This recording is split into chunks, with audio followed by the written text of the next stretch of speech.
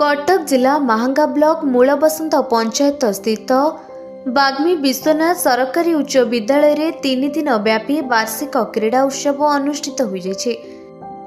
एही वार्षिक क्रीड़ा को अवसर प्राप्त क्रीड़ा शिक्षक त्रैलोक्य बिहारी दास आनुष्ठानिक भावे उद्घाटन करितबा बेले सरपंचक प्रतिनिधि प्रशांत कुमार कर, विद्यालयर प्रधान शिक्षक विश्वजीत सेठी समेत विद्यालयर समस्त शिक्षक और शिक्षयित्री माने उपस्थित थिले।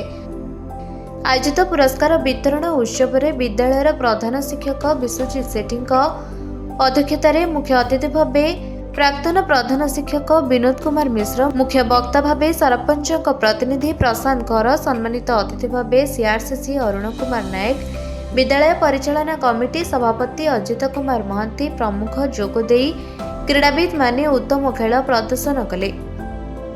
राज्य तथा देशर सुनाम अर्जन करिपारिबे बोली कहबा सह कृति प्रतियोगी मानकु पुरस्कृत करथिले।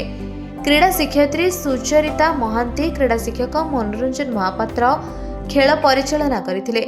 वरिष्ठ विभाग रे स्वयं प्रसाद जेना और क्षीरस्मिता जेना, कनिष्ठ विभाग रे अभिजीत सामल और स्वाति सागरिका साहू, उपकनिष्ठ विभाग रे मनोरंजन कर और स्नेहारिका मल्लिक चैंपियन होइतिले।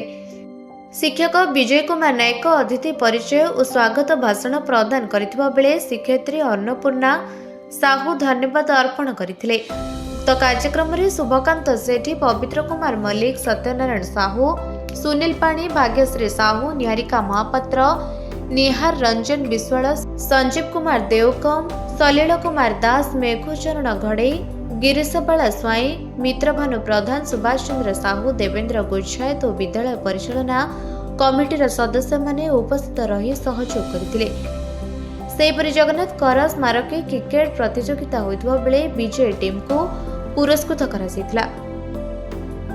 ब्यूरो रिपोर्ट, निरपेक्ष न्यूज।